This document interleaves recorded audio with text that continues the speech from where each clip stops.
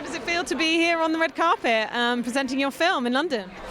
Excited and very curious about the reaction of the audience, yeah.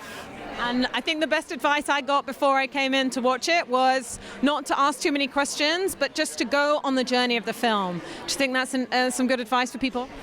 That's the best advice, like hold your rational capacities and open your heart and let it get in, because it's more like the flow of the consciousness.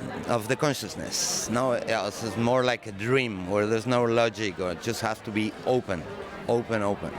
And of course, Alejandro is such an accomplished filmmaker. This very much feels like his most personal work, and also seems like you were just built for this role. So did you know that when you first read the script, and what was it like working with him? Well, I knew there were a lot of personal stuff or material of his life, but what's funny is that it very quickly became personal for me, because like there are a lot of coincidences of the age and what we've lived, and it became a personal movie for me. So in that sense, we already talked about this the other day, but I never built a character, I never constructed anything. It was the most closest thing I've done to me. Just every morning was like, how do you feel today? And this is the way that the character is going to be today. Just let it happen and go. Be present, and that's it. And there are so many epic visual sequences in the film that are dreamlike but feel very tangible. What was it like filming some of these? I mean, being on the train with the water, climbing up the pyramid of bodies. I mean, I don't know what it was like being on that set. Like you get into that mood where, like in a dream. No, you are not in a dream asking, what is my mother doing there? And what is this dog looking at me? It's just a reality that it's like that. It's very organic, very natural. It was not complicated. And coming to your fellow cast, it seems almost like you were a family, like you had such a closeness and shorthand with each other. So how did you achieve that? What was it like working with them? Well, to be honest, there we met before.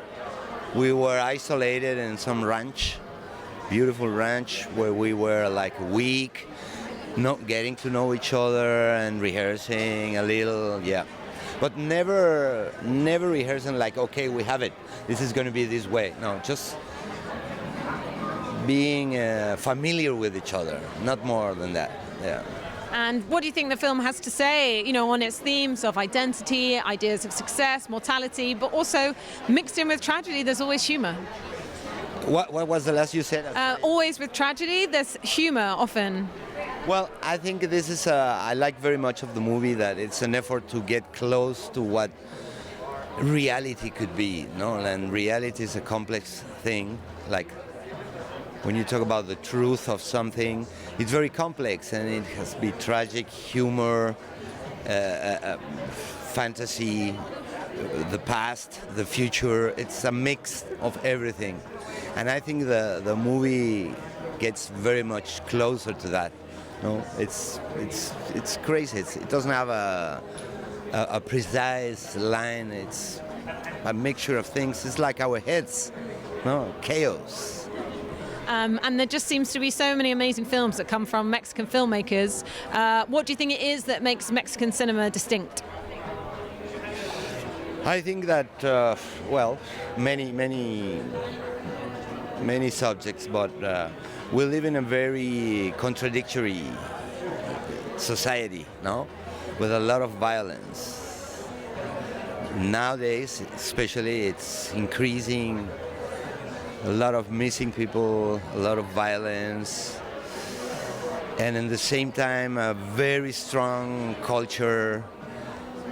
So this reality where you are facing death every day makes you more conscious and more willing to change things, more clear of what you want to say in a movie. It becomes very personal and very urgent, no? Like, I have to talk about this, maybe. Fantastic. Thank you so much for sharing all that with us, and really enjoy tonight. Nice to see you again. Thanks a lot.